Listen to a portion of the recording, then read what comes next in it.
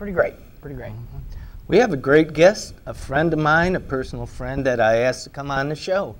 And she is Jamie Weathersby Smith, a retired educator. She worked in the Cullman and Morgan County school systems. And I think we're going to have a great show today, so grab a cup of coffee. I think, you know, this affects all of us, our children, grandchildren, and she's going to come in here and enlighten us on a few things. Absolutely. Well, you know, before we cut to commercial, I'd like to talk to you guys about the Doug Doggett Jewelry Sorelli Trunk Show coming up. Again, go check that out. It's a great selection of celebrity jewelry at Doug Doggett Jewelers. And again, this show is going on tomorrow, October 22nd from 9 to 5:30. So you want to check that out. Husbands, get something for your wives or girlfriends. You know, that's probably not something you should tell people that you're doing.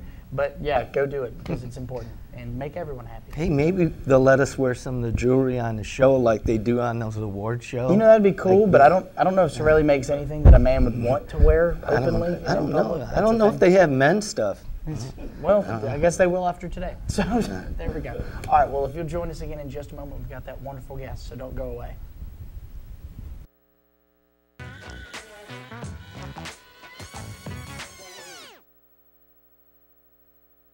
Fire, accident, storm.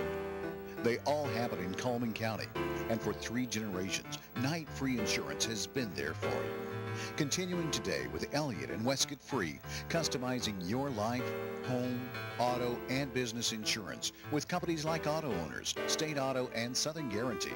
Call Westcott, Elliott, Judy, Tina, Angie, or Nelda. Night Free Insurance, where people are the difference. Life lived in black and white is not a life lived. Today, I choose color. To see it. To feel it. To be in it. To be upon it. And to live a life surrounded by it. Today, I put on a fresh coat.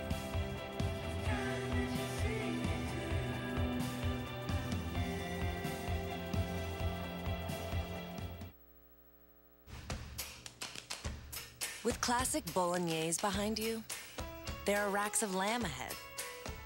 There are tartlets to take on, and crazy knife skills to perfect. There is you and your muse, the appliance brand more chefs choose. Chefs choose KitchenAid for their homes more than any other brand. And when every machine does incredible things, there's so much more to make.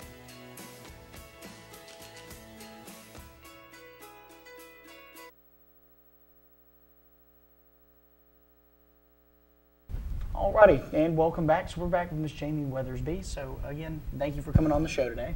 You're welcome. Glad to be here. Yes, ma'am. So you're talking about a pretty interesting thing, and that's education today. So why don't we dive right into that and explain to them, or if you would mind explaining to us, how long have you been in education? Started teaching in 1986. Began at Cullman Middle School. I was 22 and my students were 11, so I was terrified. Thought I would be a 4th grade teacher, which was my dream. Got into the middle school setting and fell in love with 6th graders. Loved being in a departmentalized setting where I was teaching social studies and reading all day. So my focus got to be on those 2 subjects, and I could just branch off and do wonderful, exciting, and amazing things with my kids by just having those 2 subjects. And I taught there for 8 years. Then moved to Prattville, Alabama, and moved into 4th grade in a private school, which was a totally different experience. Taught every subject, 28 kids, and then moved back to Cullman and went to teach in Morgan County, 5th grade, 4 years, self-contained, and then ended up at Priceville High School, back in middle school, for the last 18 years that I taught school. Well, I don't want to embarrass you, but I got to do this to you. You have received many honors, and I don't know how you feel about talking about them, but you received Teacher of the Year in Cullman City. You received Teacher of the Year in Morgan County. Now, who awards these? Is this your peers that elect you as the Teacher of the Year? Or? Most of the time, the administrator decides that someone in his school or her school has done a good job and they come to you and they say, I would like to nominate you. You've been wonderful. You've done this, this, this. Would you consider? And when you take it on, it is a huge undertaking because you have to write a paper, a philosophy, you have to have recommendations from former students, from teachers that you work with, and then it goes before committees, and then they look through everything and decide, and you've got like maybe as many as 8 or 10 teachers from other places competing against you, and then there's a committee finally at your Board of Education that makes that decision, and then you go forward into your regional, and then of course that's how eventually the Teacher of the Year for the state of Alabama is chosen. Well, you also have another honor. You were Jackson State Teacher Hall of Fame nominee. Yeah, that was pretty big because that was early on in the career. But well, I know you're not completely out of it because you actually do work for Athens State, mentoring student teachers and interns, yes. so yes, you're still a little bit active. That's right. Oh, that's great, great. You're a person that cares. I know you've talked about how hard you like your teachers to work, and you've worked, and you know that's really uplifting to see someone dedicate themselves like that. Well, thank you. Thank you. Well, you said you grew up in this area and you moved around some. Why did you pick teaching? You know, I think most people probably do not know what they want to do growing up until later on. And when I was 5, I knew I wanted to be a teacher. And I had animals that I would line up and teach in the afternoons. And my teachers in elementary would send me home with extra weekly readers and activity books, and I would use those, and I would literally teach to stuffed animals and my dolls and things. And then I got in 4th grade, and I had one of the most wonderful teachers that I love with all my heart, still the best teacher I ever had to the day, Mrs. Peggy Ray. She's retired now. I was her first, in her first class that she taught. And Miss Ray was just like the epitome of everything that you could ever want your child to have as a teacher. So she influenced me, and then I come from a family of teachers. My dad, there's 8 siblings, and my grandmother, this is unusual, but back in the 1930s, people could go and get a 2-year teaching certificate because there was such a need for teachers. So my grandmother at 16, 17 went to Jacksonville State, got that 2-year certificate, and then began to teach. And then later on, after her children were born, she got a job under the contingency that she would go back and finish the 4-year degree. And my dad told me last night that he and my grandmother were both at St. Bernard together at the same time in the 60s. Dad was getting his math degree in teaching, and my grandmother was finishing up so she could go back. So my dad was a math teacher, now a realtor. My grandmother taught for probably 25, 30 years. We found her original certificate the other day, dated back in the early 1930s, signed by the governor and the superintendent at that time. Who was the governor? I can't remember. Okay. I was going to ask my dad to pull that paper out. I didn't know if George Wallace. No, it was way long before that. Okay. And then I had an aunt who taught at Speak for 25 years, and I had an uncle who was a history teacher at Hanceville, then became a media science specialist, finished there, and then went on out to New Mexico and taught 20 years out there. Wow. So we have who knows how many people you've been responsible, or your family, for educating. I wonder, what grades did you teach? I know you did a little elementary and middle school. I did 4th grade and 5th grade, and in those grades, generally back then in the 90s, you were responsible for all subjects. But then when I went back into middle school at Priceville, you have a focus. So when you're departmentalized, and I know you and I talked about how do you get it all in an hour when you're dealing with 28 kids a period, 6 periods a day, and you can do the numbers, it ends up being about 125 kids a day.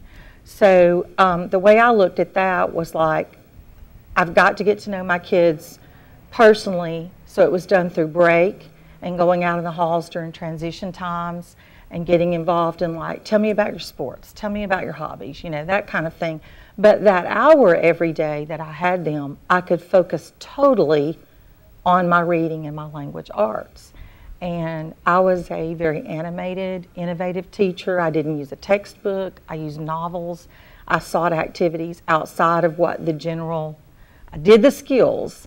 We had to do the skills, but I tried to do it in ways that were creative, that would keep my kids interested. So I tried to reach out and get the kids in there who were artistic, kids who could play musical instruments. Wow. I'm a pianist, so I would bring my keyboard and sing and play and try to teach some of my things through my music. And remember, I backed you one time on guitar I at know. Berkeley Bob's, Yeah.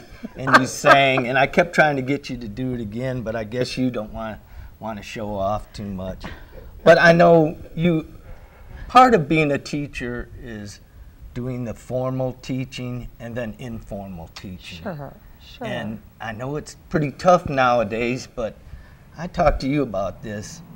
There's been a few teachers that really touched me through my whole life, that my music teacher and my history teacher, and the way, it seems like the way the school's going now, it's hard to develop with temps and everything. And we'll probably get into that another time, because there's a lot to talk about here. But I've always wondered, when you're teaching kids from different backgrounds, do you have to approach that different?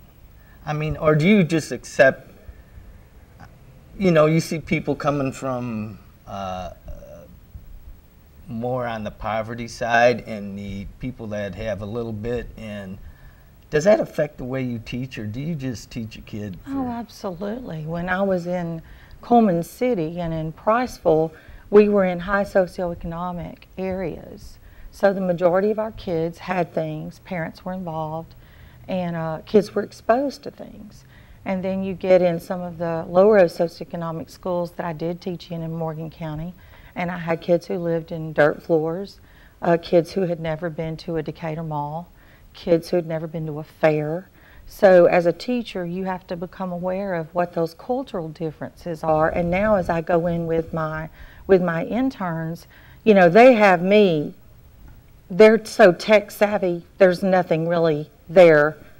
I can't offer anything.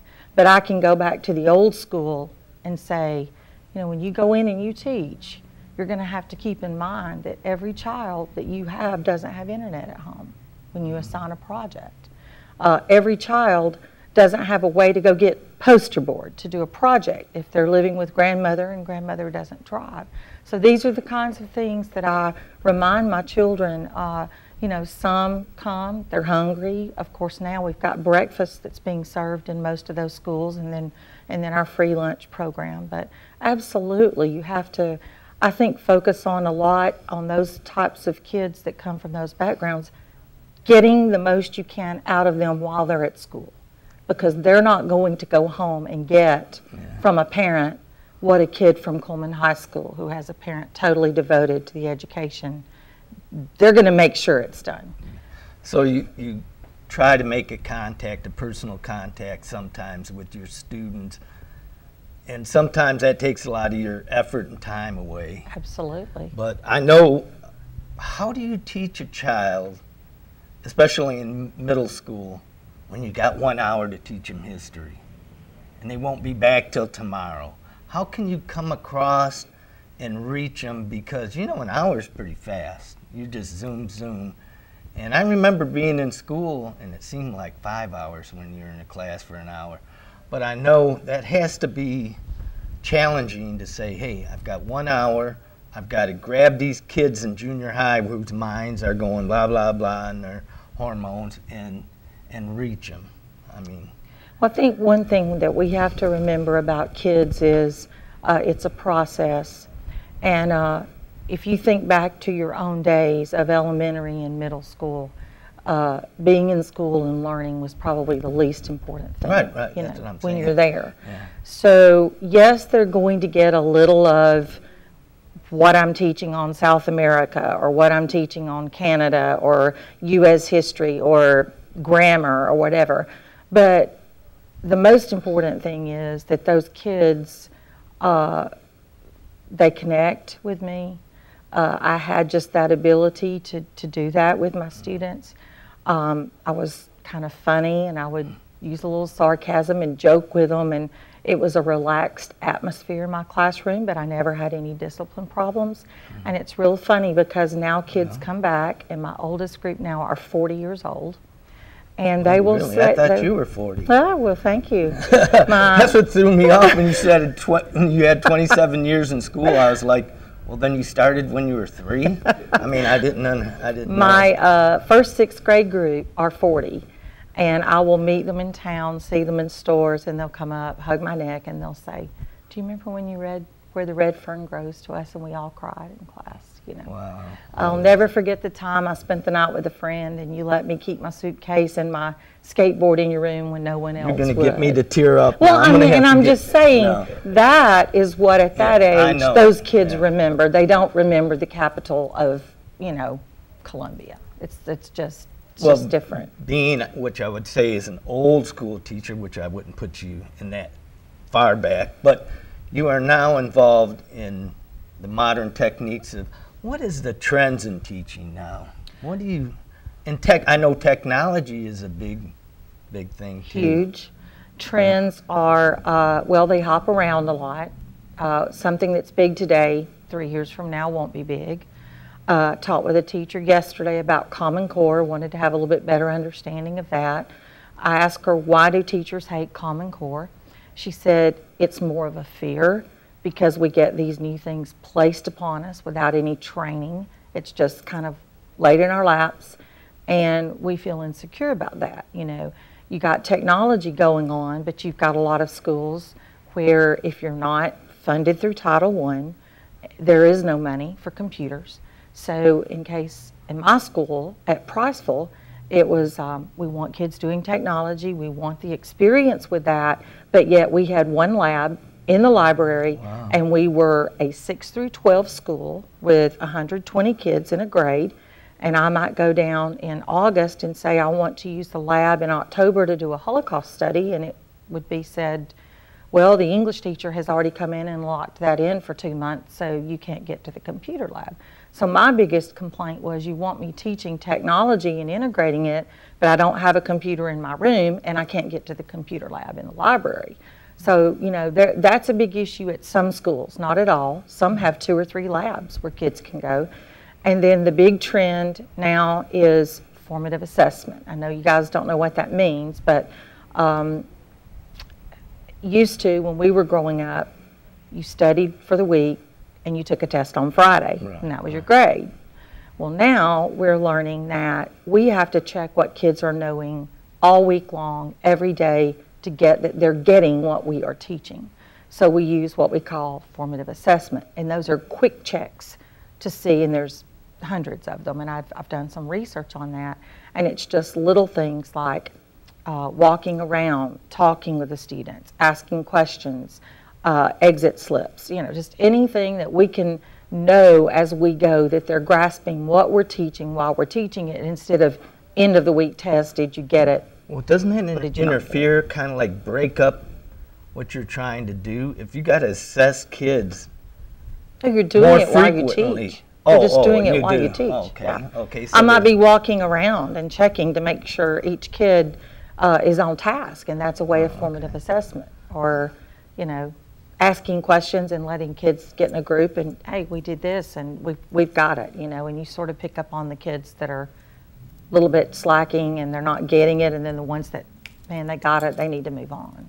Well, I'm going to ask you, if I know you're busy and we've got things to do, if you would come back again, and there's a lot more in-depth things that you would like to talk about. Absolutely. And I think we got a pretty good understanding about you and what you've been involved in school, and we'd be happy to have you back again if you would come. I would love to. Jacob, you haven't said a word. I'm just absorbing it all. Huh? I'm letting it all come through, because I'm a newer generation of student, so I've kind of seen both sides. I went to school starting in, you know, like the late 90s and graduated in 2012.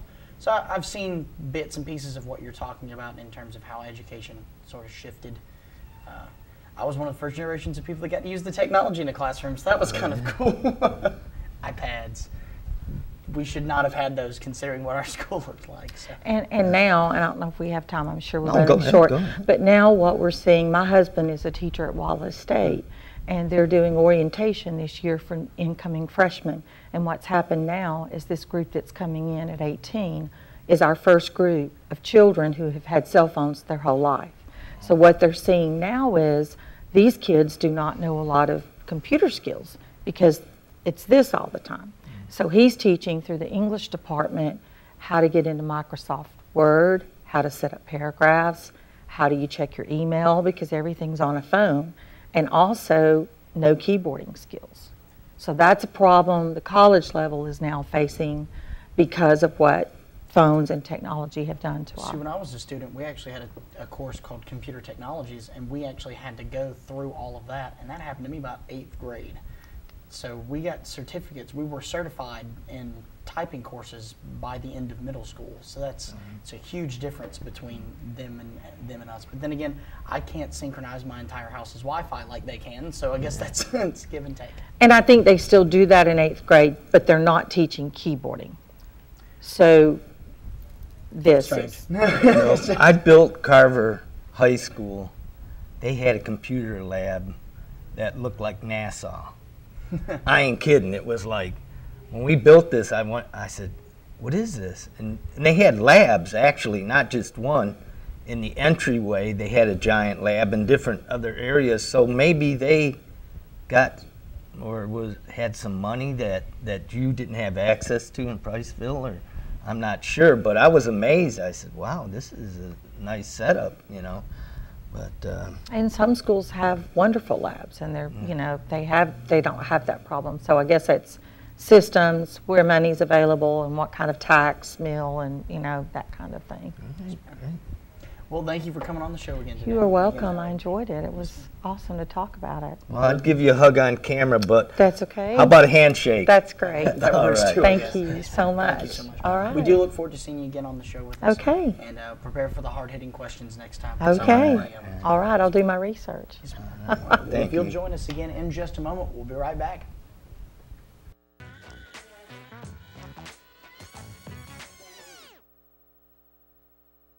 Life lived in black and white is not a life lived.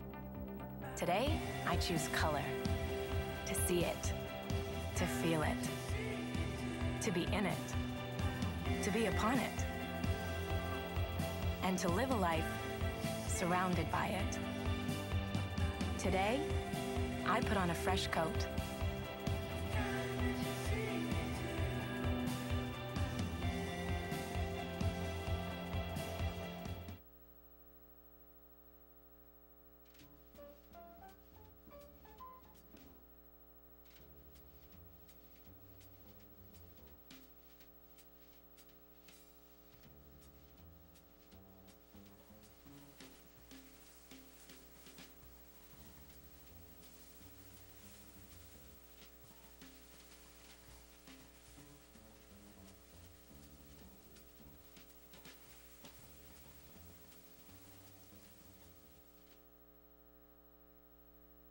Have you been online to see our brand new website?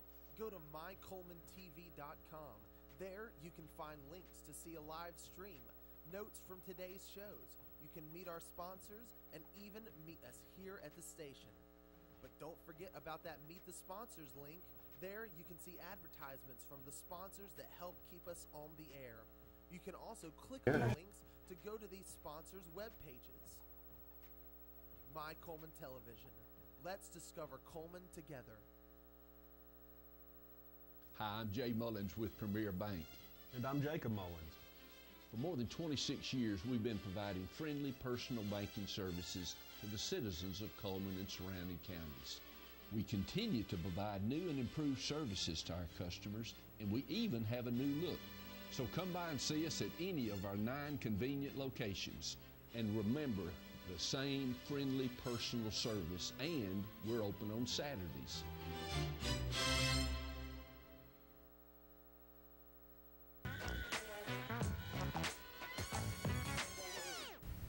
Alrighty guys, well as I stated earlier, this is your second opportunity to win those awesome prizes I mentioned at the beginning of the show. So now I'm going to give you that small hint that might push you in the direction to winning those multiple prizes. So today's hint for you is which one of our sponsors offers Which one of our sponsors offers the Bowberry biscuit? Now, I'm stating this again because it's a fantastic meal. Which one of our sponsors offers the Bowberry biscuit? Now, again, if that doesn't immediately tell you who our sponsor of the day is, we encourage you to check Facebook, find out who that sponsor of the day is, and then call us at 256-734-7399. Again, that's 256-734-7399. Call in, win those prizes, guys, because, again, it's not one, but all three awesome prizes. Well, our Facebook friend of the day is Cheryl Keller, and she likes CNN and Disney World. And Cheryl, if you'll come on by, we have a large barbecue sandwich from Mad Dog Mike's for you, and we'll be glad to see you when you get here. Absolutely. I always love those barbecue sandwiches. Oh, fantastic, yeah. And again, we encourage you to like our Facebook page so that you too can win a barbecue sandwich just for being our Facebook friend of the day.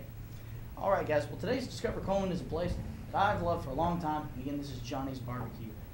They encourage you to stop by to their very family-oriented barbecue place. It was helmed by the Wiggins family, Father Gary and son Josh. They've been around since 1949 and family-owned since 1963. They've learned a lot about how to make the best barbecue, chicken, and catfish and more, but I'll let that be determined by you, not us. Don't take our word for it. Try them out. I can look it. I can. He can attest. I do recommend, though, on a personal level, that you try the loaded baked potato because it's my favorite thing there. I've been eating that since I was about 4. But it's great, so definitely check that out. That is, again, located over there next to Tobacco County and the Cullman Middle School. It's a great place. Don't want to miss out on some awesome barbecue. All right, guys, well, now we're going to talk about the weather, which is my second favorite part of the show, so let's dive right into that today. And again, this is brought to you by Mitch Smith Chevrolet, so remember to make that switch to Mitch. All right, average high for the day is going to be 73 with the average low at 49. Record high set in 1928 at 89 degrees with the record low set in 1977 at 25 degrees. Sunset tonight at 6:04 with sunrise tomorrow at 6:57 a.m. As you can tell, again, big clear radar for today. We don't have any large cold fronts coming through as of recent, so again, any cold weather we have is just lingering from what we had. But again, 0% chance of rain today from what it looks like. No mess-ups on the radar. Again, high of 78 today with a low of 50 tonight with a 0% chance of rain. Again, we always have that 10% chance there just in the off chance those pop-up showers Alabama are known for. Again, that's tomorrow with 80 being the high tomorrow. So it's going to be a fantastic day. Again, we're getting that warmer weather. But as you can tell, the warmer it gets, the colder it gets at night for whatever reason that is. And again, we're starting to look at higher chances of rain as the week goes on. So towards the end of the weekend and beginning of next week, we are looking at a higher chance of rain. Again, we're touching those high, low 80s up to upper 70s there for the highs, dropping down to the high 60s, or the low 60s, I'm sorry. And then we're dropping down into the low to mid 50s for the colds at night. So again, as I've stated every day, I encourage you to stay bundled. Continue to keep all dry goods that you can in the house because you never know when this weather's going to turn. With Cullman's history of weather, we just need to stay prepared at all times. That's all I can tell you. Yes, we do. I do need to plug to you guys. Please make sure that your chimneys are clean before you start setting these fires again. We had a house fire not that long ago that was caused by a chimney being ill-kept. So definitely make sure that you're keeping those things safe. Make sure that when you're running gas heat, you're not leaving the gas on for extended periods of time. Make sure that you keep all of your chimneys clean, and make sure that you're using firewood that has not been soaked in gasoline. That is strangely a thing that's happening. So just try to be safe out there with your fires, guys. Alrighty, well, if you'll join us again in just a moment, we'll be right back.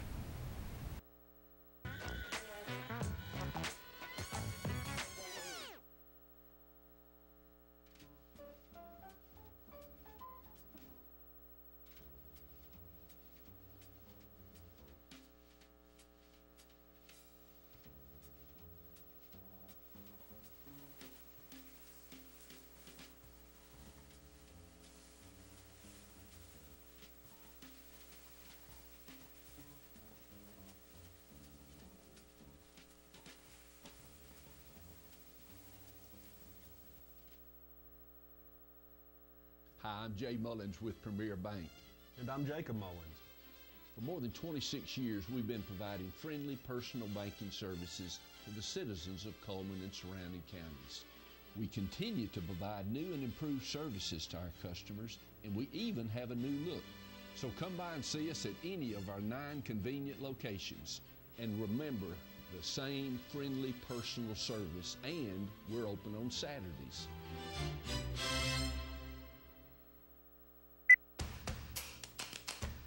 With classic bolognese behind you, there are racks of lamb ahead. There are tartlets to take on, and crazy knife skills to perfect. There is you and your muse, the appliance brand more chefs choose. Chefs choose KitchenAid for their homes more than any other brand. And when every machine does incredible things, there's so much more to make.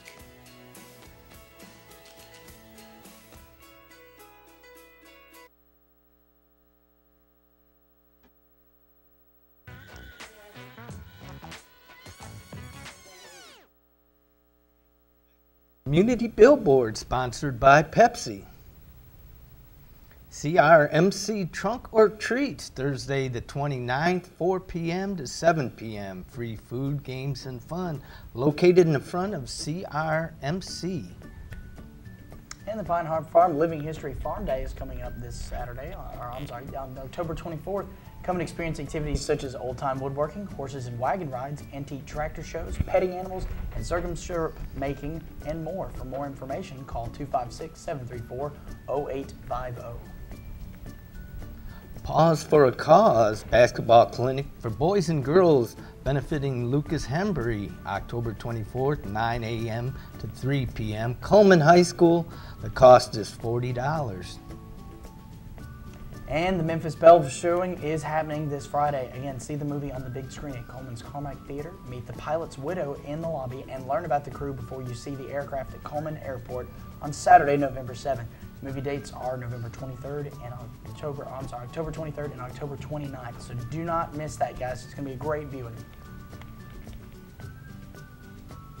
And Bosom Buddy Smoked Ham and Turkey fundraiser. The Cullman County Bosom Buddy Foundation is having a smoked ham and smoked turkey fundraiser. Pick it up November 21st from 10 a.m. to 12 p.m. If you need to contact someone, Christina at 256-338-6300. All right, and if you have a community billboard or if you'd just like to reach us, you can contact us at our webpage at mycolemantv.com, email us at mycolemantv@gmail.com, or call us at 256-734-7399. And remember to like us on Facebook at My Cullman Television. Sponsored by Pepsi. And just to remind you, send in your birthdays, and on Friday you'll be drawing for this great ice cream cake from Dairy Queen. I wish I could win. And your anniversaries, call in or put them on Facebook, and you'll get that $15 gift certificate from the Candle Garden. Absolutely. So, guys, you know, I think we've had a great day. I'd like to plug that our sponsor of the day was indeed Bojangles today. So we're very thankful for them for being our sponsor of the day. And reminding you again to go check out our Facebook page and like us on that, because it is very important that we hear from you. Mick understands, I understand, everyone here at the studio understands it. It's very important for us to talk to you because we want to hear what you like. It's very difficult for us to just pull things out of the air in terms of the community that sparks your interest if we don't know what you guys are into. So let us know, likes, comments, dislikes, any complaints you guys have. We want to hear from you. That's what Facebook is for, so that if we don't like what you say, we can ignore it. And we're going to have Jamie back on, and it was a good show today. And Absolutely. We're going to have her back on. She's going to reach in a little deeper on the subject of education. So, absolutely. Well, thank you again for joining us today. And again, I'm Jacob Murphy. And I'm Mick Bolam. And again, everyone here at My Cullman Television hopes you have a great day, and we'll see you tomorrow.